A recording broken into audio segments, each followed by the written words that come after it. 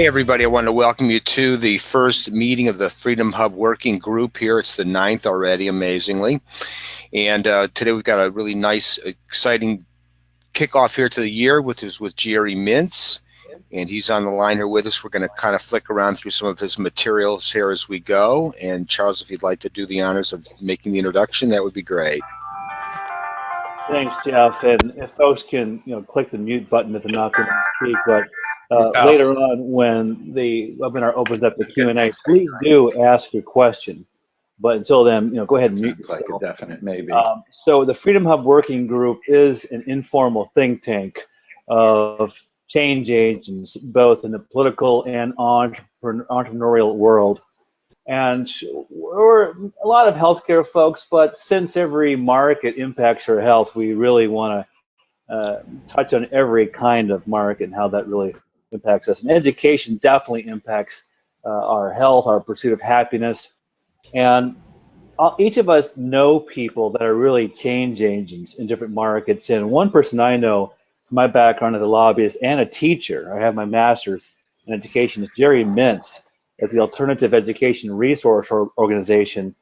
And I discovered him just because when I was in grad school, I was looking for the libertarian scholars from history on what really educates students. And I found all kinds of scholars and then all kinds of schools that have done it over 100 years and even more. And Jerry is the international and national leader of this movement. And he knows everything about the entrepreneurs who are creating these schools. And what's really cool about this call today, webinar, is that a lot of folks in this call probably support school choice, but very few, I would guess, really understand what student-led learning is, democratic schooling, free schooling. And there are a lot of these schools, and they graduate some of the most creative, productive adults and successful people that you can imagine. And as we look at the miasma of standards and testing, Jerry is the antidote to this. So I'm really excited, Jerry, to have you kind of introduce yourself, your movement, and just, maybe see how it merges with the Uber everything mentality of the folks in this call. Let's have some good Q&A afterwards. So thanks for being here, Jerry. Okay, well, thanks for inviting me, Charlie. Can you hear me? Hear me okay? Yeah, we can hear you great. Okay. Well, so I've been involved in alternative education in one way or another, probably for practically my whole life.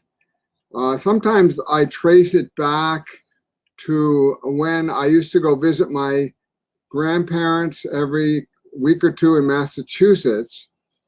And my father was my grandfather was kind of a Renaissance man who was a lawyer and a judge and an expert on Shakespeare and all kinds of things. And so when I would go see them, he would go and I would sit down with him and he would say, "So what do you want to learn?"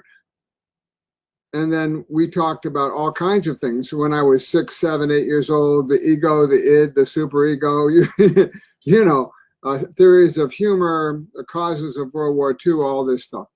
And people thought he was crazy talking to a little kid that way. But to me, this was the natural way to learn. It made lots of sense to me that he would just ask me what I wanted to learn. But when I was in school, they didn't do it that way. They acted like they had all the answers. They didn't seem to care what I was interested in.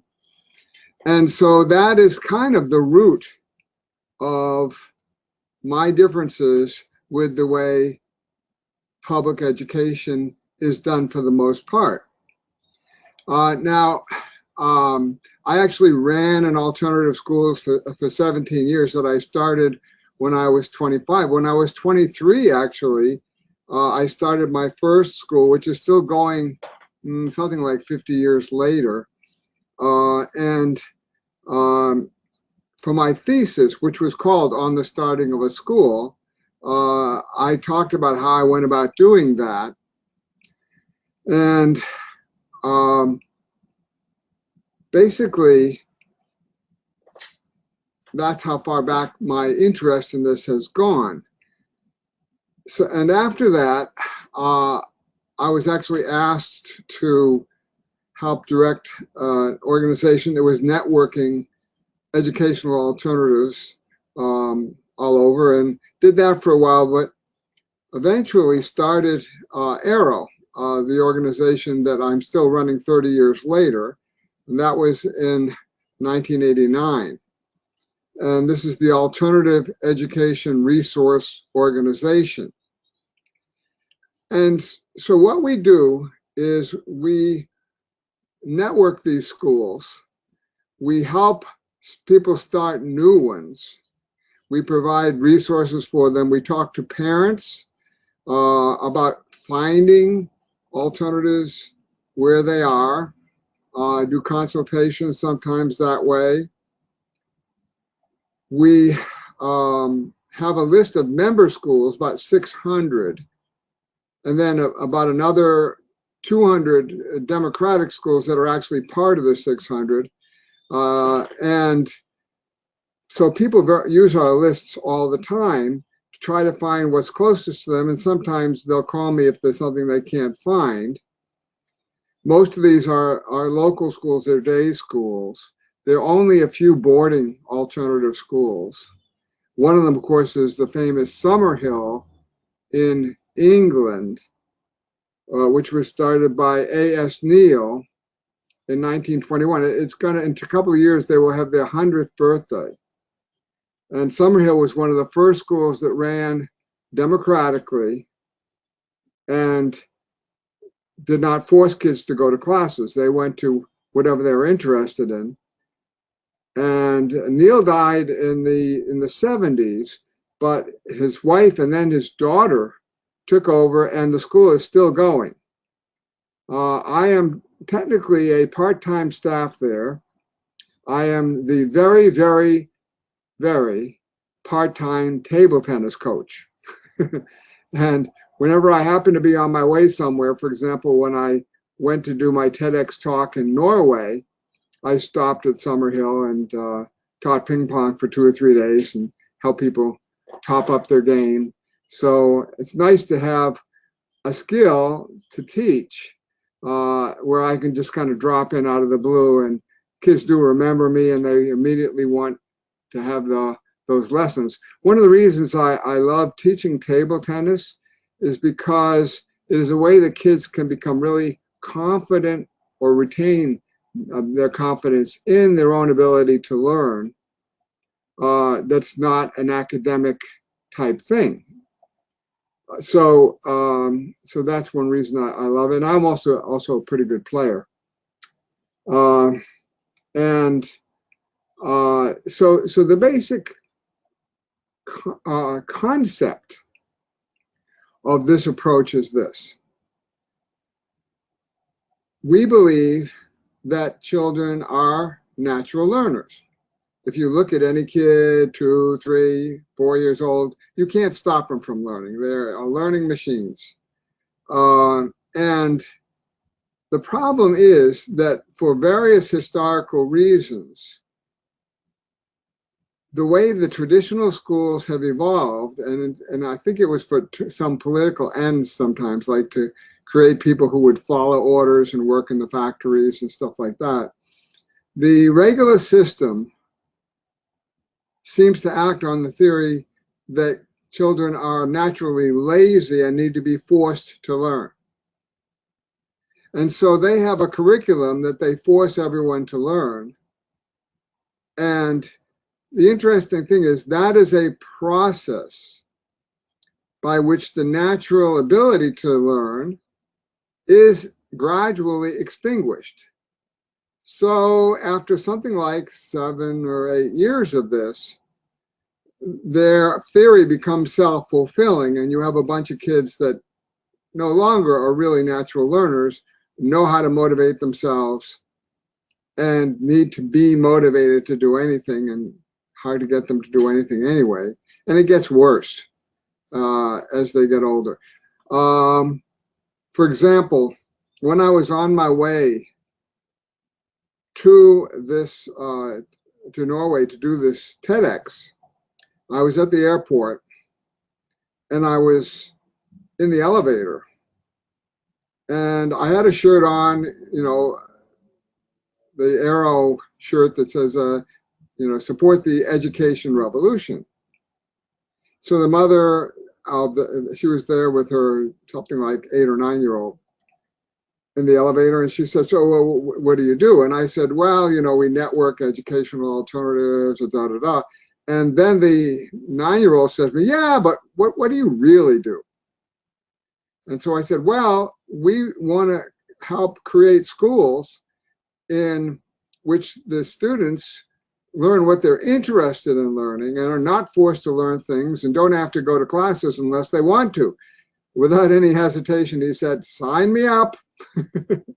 And so what this shows you is that kids up to a certain age, they know that they can do this. It's only after they're something like 13, 14, that they'll come back to you and say, oh yes, but how would I learn anything? Because by then, their natural ability has been extinguished, or at least in movement. It's not impossible. You can rekindle it, but it's never the same. And so, that is the basic difference in our approach. And the interesting thing is it periodically pops up that people will start schools that are learner-centered, that are based on the idea that children are natural learners, because I think this is simply true. And so Montessori was someone who did this. To some extent, Steiner of the Waldorf schools, John Dewey, various other people have kind of discovered this in their own way. And you can even go back to the 1830s, when Bronson Alcott started a school, and he knew a lot of the transcendentalists. In fact, I think it was Alcott who lent his axe to the guy who started Walden. Went and wrote about that. And so they knew each other. And Alcott had a little school, and it was a pretty radical school based on some of these concepts. But then at one point, he took in a young black girl. This was not in the 1930s, the 1830s. So some of the parents pulled the kids out of the school. Pretty soon he had just a few kids, including his own children, one of whom was Louisa May Alcott. And so the books, the Little Women, Little Men, are kind of based on his school. So that's, and of course, the thing even goes back further than that to, Rousseau, who wrote about the Emile, and again, based on the idea of a learner-centered approach. So people continually rediscover this, and our job is to try to make learner-centered education available for anyone. Along those same lines, I have an online course for school starters. And if you go to our website, which is educationrevolution.org, you can see under member schools, a little thing that says schools that AERO has helped to start, and it's about 100 of those schools that we helped to start. One, for example, here in Brooklyn Free School. I'm on Long Island, and then there's another one in the city, Manhattan, called Pono. Another one called the Agile Learning Center, and these are all basically taking the same approach that I'm talking about. I know that there's a lot of people involved with this and who are in this who are interested in alternative medicine. To me, alternative medicine, basically natural medicine, really does connect very well with all of this, which is one of the reasons why I had Dr. Joel Furman as a keynote speaker at our conference this year or last year in New York, last June. And because, of course, health is so important to education, it's so closely related. And how did I meet Furman? Well, 4 years ago, I had a heart attack, even though I was fairly good about my diet, but I guess not quite good enough. It was not from a narrowing, but it was from a rupturing of the plaque. And So I was in my table tennis league at the time. I had somebody drive me to a hospital. Turned out it was the wrong hospital. Probably should have just called an ambulance. But then they brought me by ambulance to another hospital where they went in, and the doctor said he pulled out one of the biggest blood clots he ever has and put in a stent, and I was in the hospital for a few days. A couple of weeks later, I got a book from one of our members who's gone to several of our conferences, and kind of well-known guy, and this book was by Dr. Joel Fuhrman. And basically Fuhrman said, hey, if you follow this, you won't have another heart attack. I have a diet that should prevent that. Well, so I said, okay, I'm in. And I've been following it for the last 4 years. And at this point, I'm on no medication.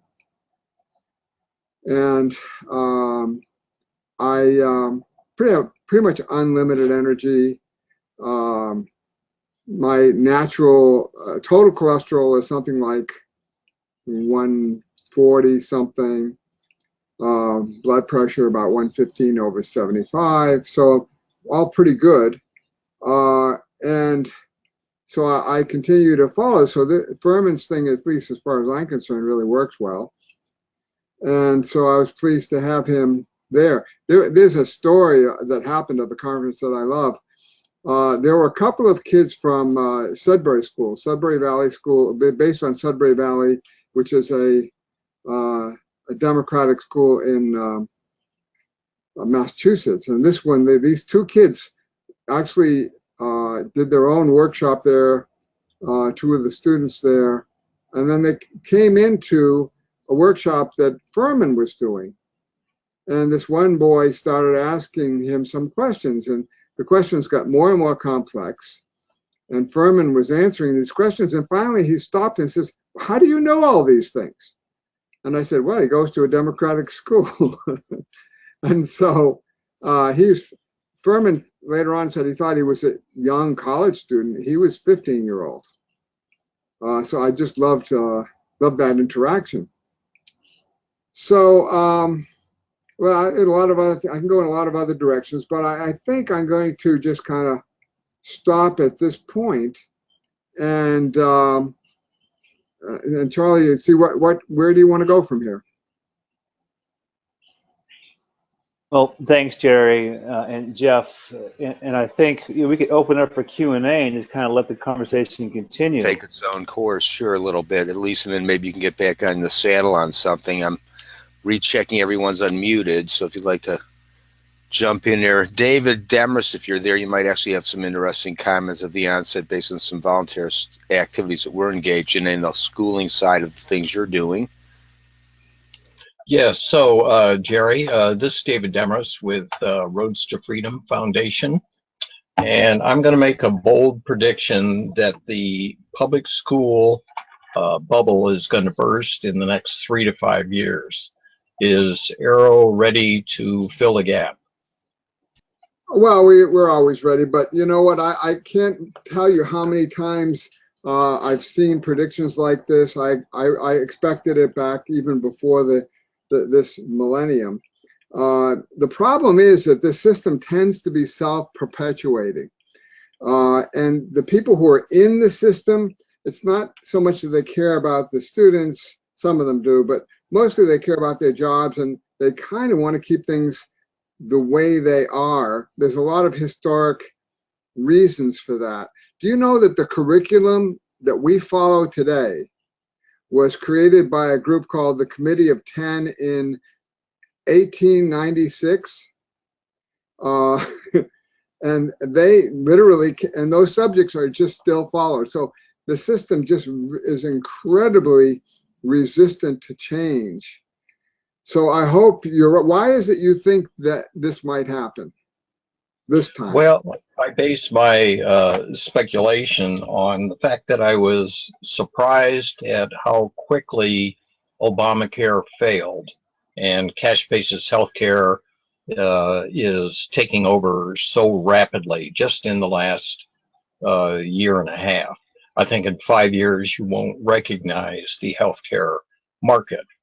And of course, I'm aware of the student loan fiasco, plus the fact that public school costs at all levels are dramatically increasing, not to mention the percentage of administrators among the educational force, which means that the bureaucrats are increasing in number, and the producers in the education field, which are the teachers, their percentage is diminishing. So I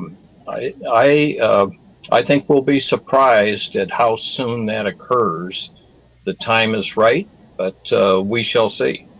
Well, I think one of the things that is going to change dramatically along the same lines, I think what we think of as college and university is now dramatically changing, partly because of the MOOCs and this kind of competition that a lot of them have. I think a number of these ones will. So that change I do expect in the next 10 or 15 years. But you still haven't told me exactly. I mean, yes, those are problems that the public schools have, but on the other side, it really works well for a lot of families that just don't care too much what's happening in there, as long as their kids are out of their hair all day and they can work. So why do you think it's going to fail? Well, I would agree that at the lower levels, that public school is used for daycare. No argument there, and that is slowing it down.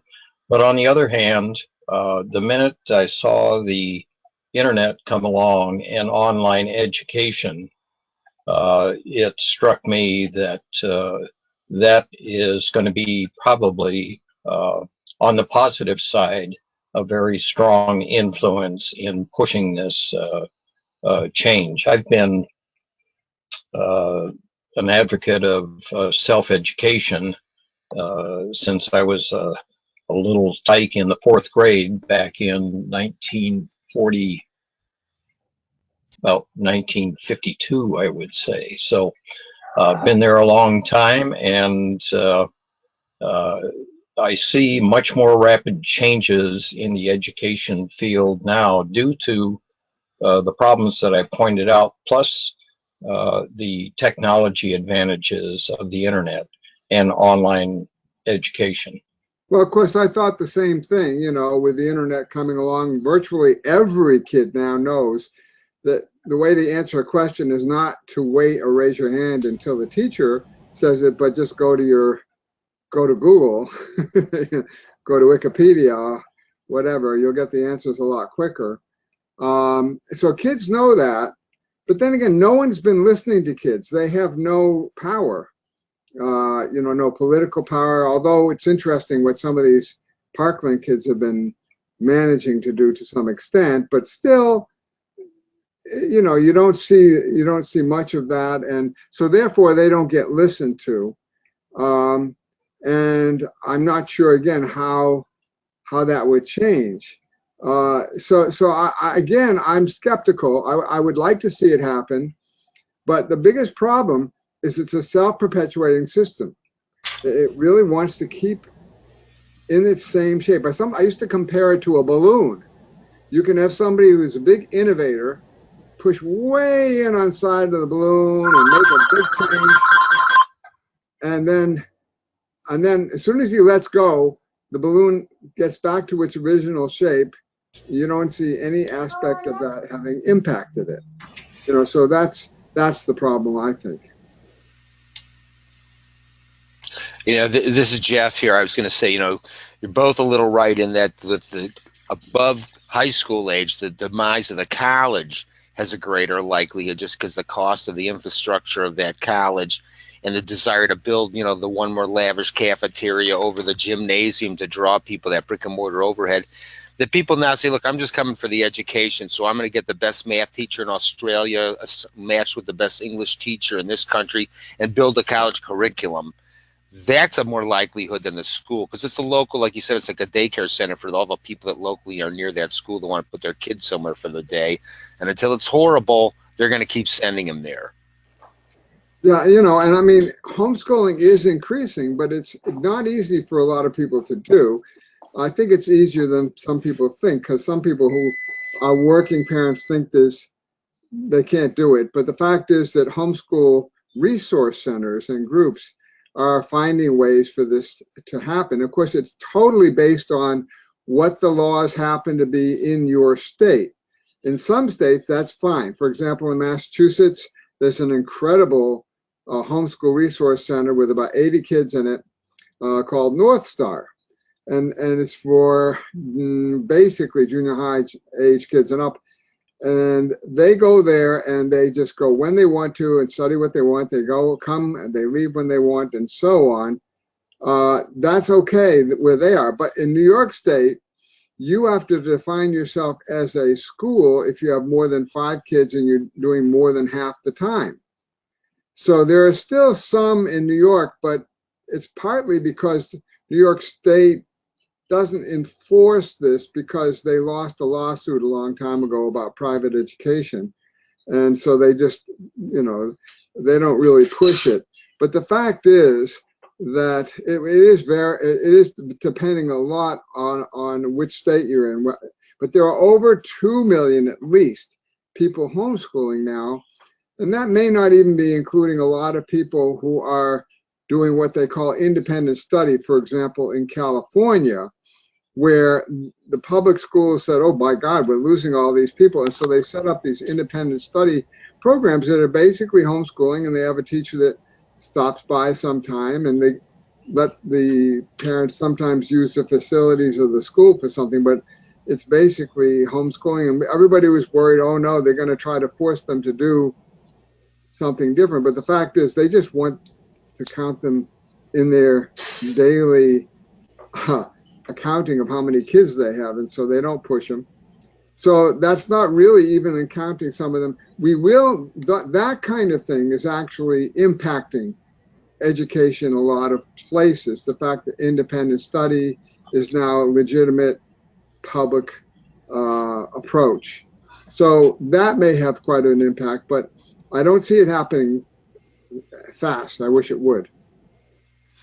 I prefer to look on those as challenges, and that begs the question, what can we do to accelerate the process? Just what I was going to ask.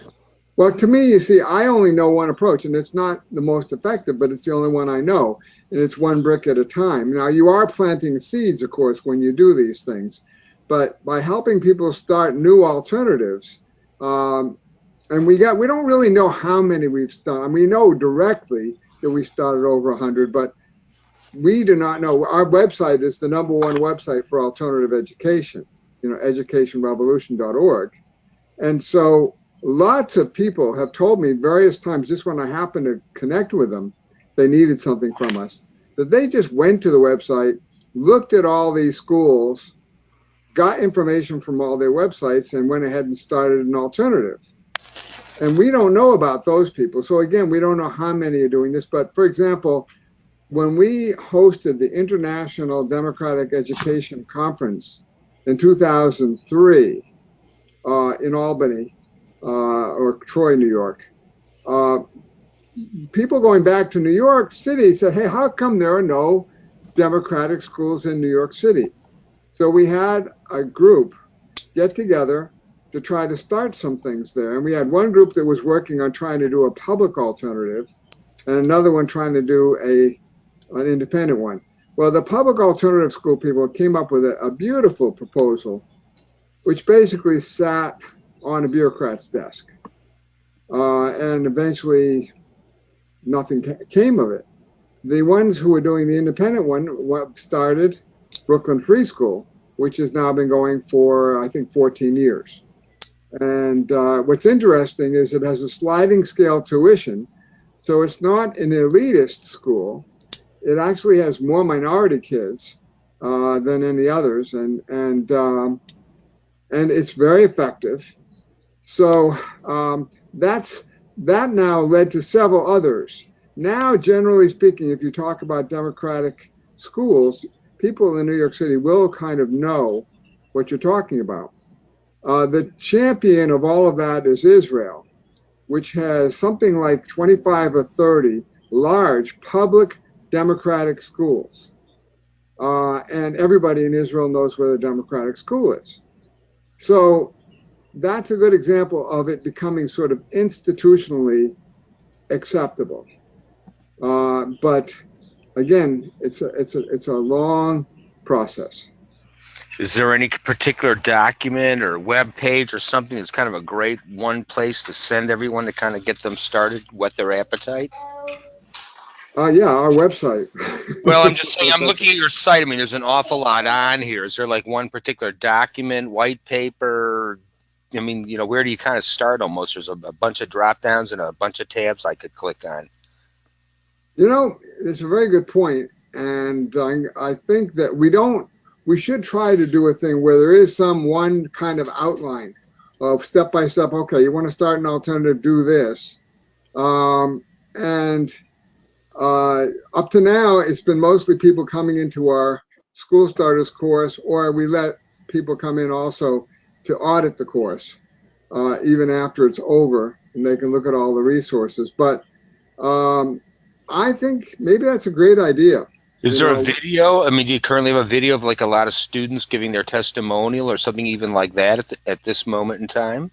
Yeah, we have tons of things like that. I mean, for example, for example, on our website for members, if you go to our videos, there's one video that's called Preschool Democracy, in which I was asked to go to one of the schools we started and demonstrate democratic process. However, on my way over there, I thought, my God, how is this going to work? The oldest kid at this school is 5 years old.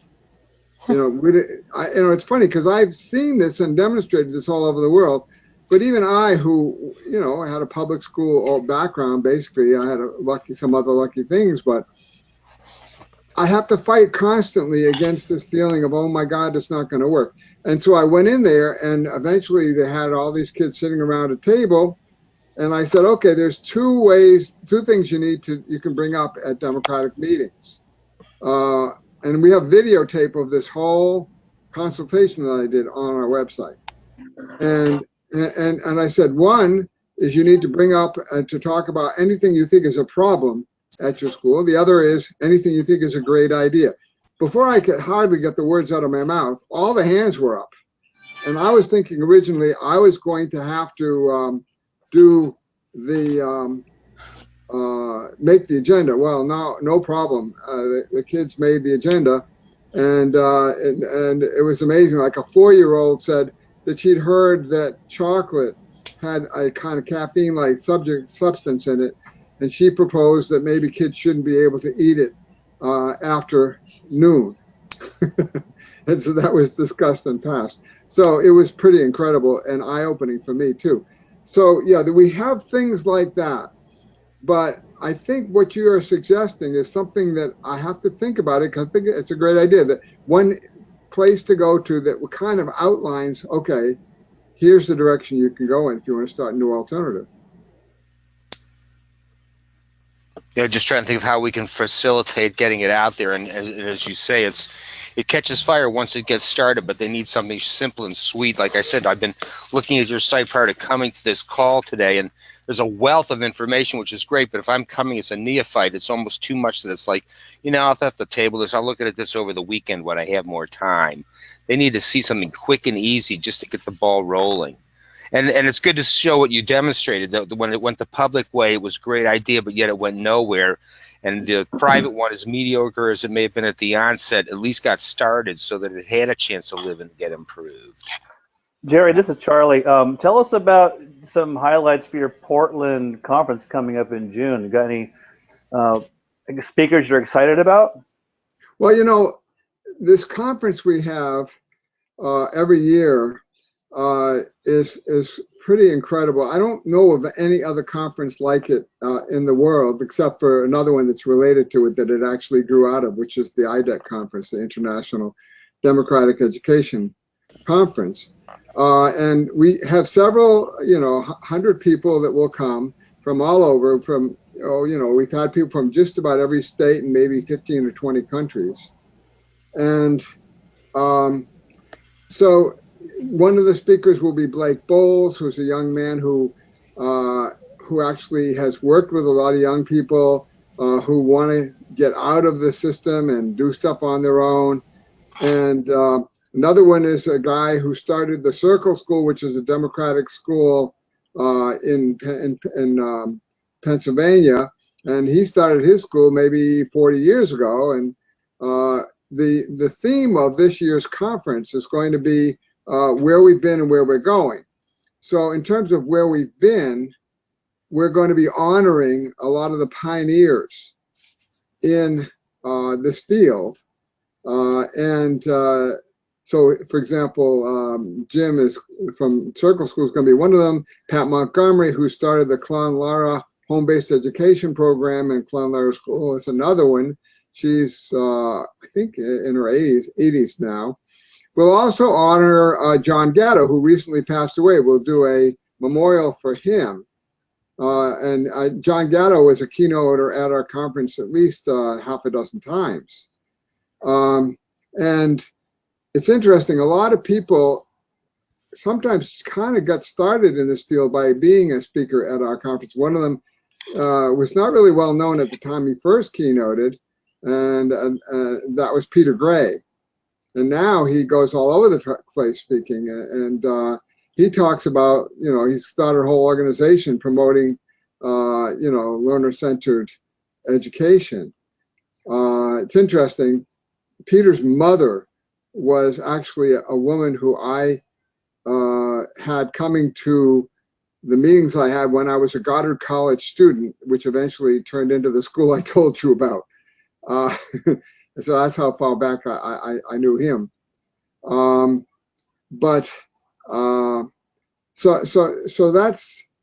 that's all I really know what to do. Well, that was some good feedback. Yeah, this is Earl Grinnells. Can I ask a question? Please.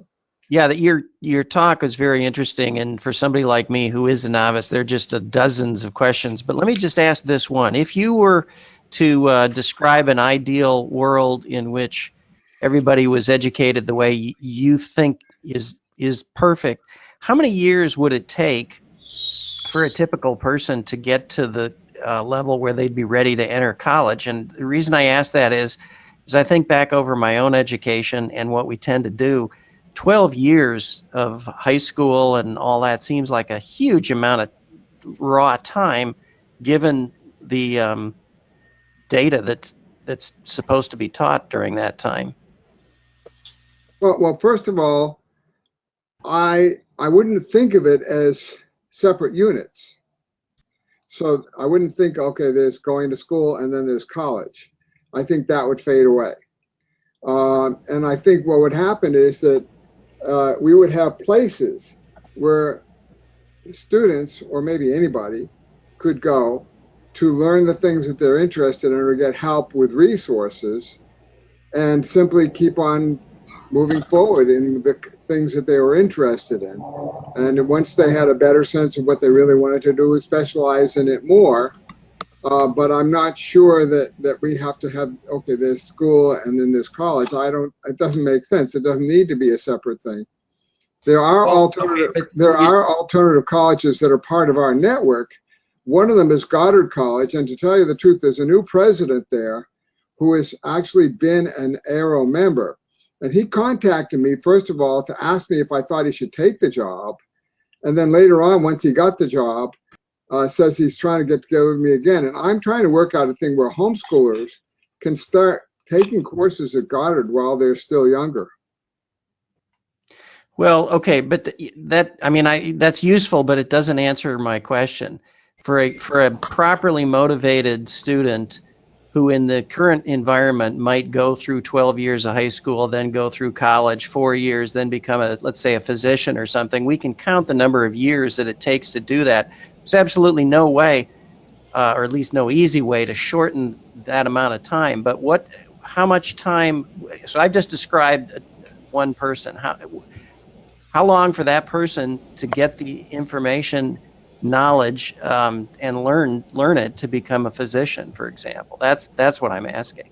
Well, that's a kind of a specific thing. Physician, generally speaking, we do want to make sure that the doctors we go to have had some training, and not just certifying themselves. But so that's interesting. If you're going to look at it in just those terms, it certainly don't need as many years as I think a lot of those years are there kind of to warehouse them and keep them out of the job market. Homeschoolers are well known to have started their own businesses and so on, and in specialties long before they're the age that they would ordinarily go to college. And even like this 15-year-old kid that I was telling you about before, there's just no reason why he wouldn't be able to go. In fact, Furman was saying, boy, he needs to become a doctor. And he's talking about a 15-year-old kid who already knew a lot of stuff. So that's, I think it probably still is going to be important to certify people, to have boards of people that can certify that they are actually able to function at a certain level. But I can't see any reason why someone couldn't be able to pretty much train themselves, and then do internships and that sort of thing to get where they want to go, as long as at some point there was someone who could certify, yes, they really know all this stuff. Well, and I'll just make a final comment. Given how much money the United States spends on education, and given how much of it is probably wasted, I mean, badly done, if things were done perfectly right, there should be a lot of available money that is currently being used toward education that could be used in a much better way, maybe for education of a different type. But it just seems to me we're spending an immense amount of money and getting very little out of it. Well, I'll tell you an interesting story. I mentioned Summerhill School in England, and when I was there once, I met a kid who was, I think, about 12 at the time, and he was interested in music and other things. And I knew him because his father was teaching there, and his sister had actually gone to a school that I ran, but he was going to Summerhill. And he eventually left Summerhill. They do have this kind of school leaving age in England, which is about 16. And so he, went from there. He didn't go to college. He went from there to go to a Zen monastery in Japan. And then after that, he wound up going to back to live with his mother for a while and work in New Hampshire, and he got a job organizing the papers of a well-known philosopher who was donating them to Harvard. And so Harvard became very impressed with him in this process of him organizing all these papers. They eventually gave him a job as an adjunct professor of philosophy at Harvard, but he'd never been to college. So he was working as an adjunct professor of philosophy at Harvard, and then Harvard offered to give him a scholarship to Harvard, which he did, and he took, and he went to Harvard, but they wanted him to go to the graduate school afterwards, but his eventually to-be wife was kind of stuck in England because she was Bangladeshi, and so he decided he was going to go to England to the London School of Music for graduate school. So he went there, and Yamaha had a contest for someone to build, to kind of invent a new kind of instrument. And he came up with something that was like a piano. It could sound like a piano, but you could also move the keys so that you could play between the notes. And Yamaha said, okay, this is no longer a contest. We want to buy this from you. And he said, no, thank you. Eventually, he has his own company now that makes these things for about $8,000 a piece, and every musician wants to get their hands on them. Has about 300 people working for him. So this is an example of when someone gets off the track, how they can go in a completely different direction.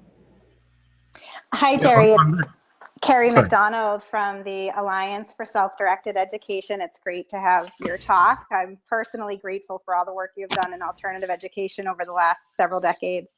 Question for you, you mentioned the Summerhill School and then the sort of cycle of alternative education. It seems like every sort of 40 to 50 years, there's this interest in alternative schools and alternative education. Progressive education was big in the 1920s when Summerhill started, and then the 1960s and 70s. That's sort of the countercultural movement and free schools. And some of them have remained, as you mentioned. Summerhill, of course, still in existence. Sudbury Valley School still in existence. But I'm curious if if you think, I often hear people say, are we just in the next wave of this trend towards alternative education? Do you think that's the case? Do you see these sorts of ebbs and flows, or do you think this time we have some staying power? Well, I think in this millennium, the only way people are going to survive is if they have the ability to adapt and change, because of just the learning explosion that's taking place all over the world. There's no way to go backwards with it. And so in this case, I think it's just an inevitable push for self-learning and for learner-centered approaches. I think that there's no way people are going to be able to hold back on that. It's a societal push. It's a historical push. I think that's what really makes changes take place. And I think it's the only way that we're going to survive. And to tell you the truth, and speaking of survival, sometimes I wonder whether we're going to survive as a culture, or even as a nation, as a culture, if we don't move in this direction. Because if you look at Congress and how unfunctional it is, how people don't know how to work with each other and don't know how to listen to each other, they don't know how to make decisions as a group. If everybody there had gone to some kind of a democratic school, they would know how to do this, So I just do hope we can go in that direction. But I think that just the whole way that knowledge is exploding in the world today, I think there's no possibility but moving in that direction. Okay, I'm Kishore Jetnandani, and I have a question about this comment you made about homeschool students who form businesses. Now, there is a pattern I noticed that often the people who are forming companies are dropouts.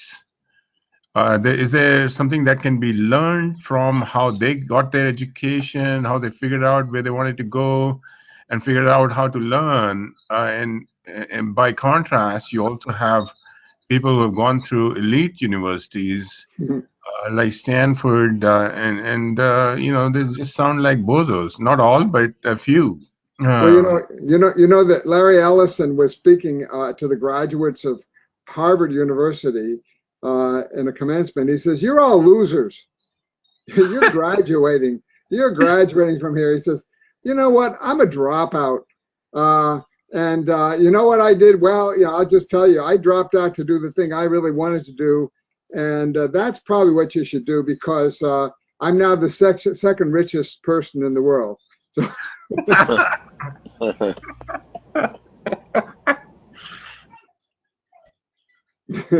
Well, it's almost like you need to be an organizer, it sort of sounds like, because now finally there's a wealth of resources between, like you said, Google and YouTube and whatnot, but it's all a bunch of scattershot stuff that's out there. And the idea of kind of what you're doing is putting it into a place where it's all organized. So someone, like when we were just saying, where do we go when we come to your website? How do I execute? I'm too busy to learn all those super details of this, but I love the whole idea. I want to do it. What's the quick way to do it? I think that that's absolutely something we need to work on, and I think it's a wonderful idea.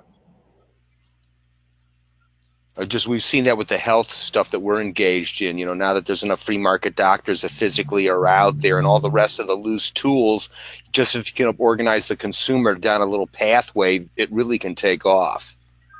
and shooting the eagerness is out there. Are you familiar with like Praxis and some of those other organizations that are alternative to college type organizations?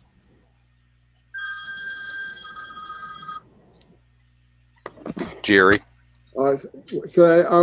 Alternatives to college. Like Praxis and other organizations like that. Yeah, again, we have a whole list of alternative higher education approaches. One is self-design, which does amazing things. They're going to be participating in the conference this year. Goddard is amazing. Goddard with its low residency, where you go there for 8 days and then you go home and you work independently. There's all kinds of stuff like that that's really building up. What's the best way that all of us can try to showcase that reality happening outside like promoting you or your particular event coming up? What kind of in general can we showcase that whole movement? I don't know. I mean, again, we try to organize this stuff. We try to make it accessible to people. And, is there a big blog that you're publishing or something like that that people can follow? Well, yeah, we have a newsletter that comes out every week with all the latest information on it. Every week. Where do you see that? I'm on your site right now. Where would you locate that in these? You can sign up for it on every single page. Okay. It's just one of those type of things. Okay, got it. All right, very good. Here it is. Yes, sign up for our newsletter. Okay, that's what you were talking to. So that we just put all the relevant articles, and sometimes the things that are controversial, people just need to know what's going on. Sure, absolutely, and that's the idea of the market. So that's excellent. Well, we're just coming on to a good hour, so please, who else is out there today? This is Marilyn Singleton. I have a quick question. Had you heard about the girl in California who was accused of cheating on the SAT because she raised her score after studying? No, but of course it reminds me of the Jaime, what's his name? Jaime, the guy who took these kids and got incredibly dramatically increased scores with these public school, minority kids when he worked with them to do, and yeah, people don't believe it when they see this kind of thing happening. It's really quite sad, and the poor girl. My son used to teach at a ghetto school, and he said that the media was quite upset when a Latino girl got into Harvard, and so it was very exciting, the first girl from this crummy school that got into Harvard, and they wanted her to give this story about how she conquered the man and all this stuff. And when they interviewed her, they said, well, how did you do this? She said, I came home from school every day and studied really hard. They didn't want to hear that. My son said, away went the microphones. It wasn't the narrative they wanted. And of course that's the problem is that sometimes kids who are very successful at the game that they're made to play are not successful in the long run because they've gotten too far away from being able to motivate themselves. Interesting way to frame it. Well, that was fantastic, Jerry. We're going to want to continue this conversation and definitely reconvene after you've had that convention. I was going to say, Charles, if you want to kind of close us out a little bit, what have we got looking forward to in the next couple of weeks here? Thanks, Jeff, and thanks, Jerry. This is fantastic. It's such an important issue to really break up this education monopoly and give the kids the chance they need and deserve to really follow their interests and really remake our world. So next week we have John Goodman, the father of health savings accounts, to talk about some major health reform opportunities, and then Byron Schlomack from the 1889 Institute to talk about the revolution in licensing to really boost certification, to really help folks start more businesses, which is a great issue and it's going on in every state legislature. And finally, in January, we have Karen Kerrigan from the Small Business Survival Committee talk about all the issues important to small business, the dry engine of our economy. And we have a bunch of speakers in February all scheduled, and March mostly scheduled now too. So we're really working on April. So we have the LinkedIn Freedom Hub Working Group private group that everyone here can join and post and comment how we can use our weekly national thought leaders to affect action. And also let's be sure to meet each other, to friend each other at LinkedIn. And let's just see where this working group takes us. Thanks, Jeff, and thanks, Jerry. Oh, great, Charles. And again, thanks, Jerry. You know, we just could have kept going here, as you can see. Oh, We'll yeah. definitely post all of these, you know, information so you can follow up here and all of what we discussed. I'll send some links along that Jerry discussed.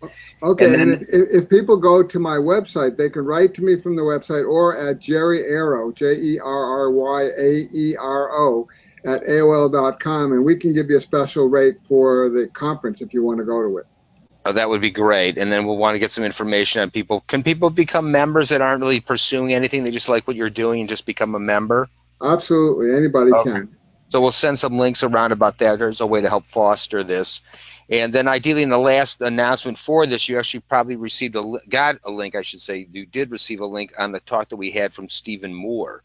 So I would say definitely take advantage of that. It was very good. And we added in those attachments of the slides that had been missing. So this is great. I will see everyone next week. Thanks for joining us today.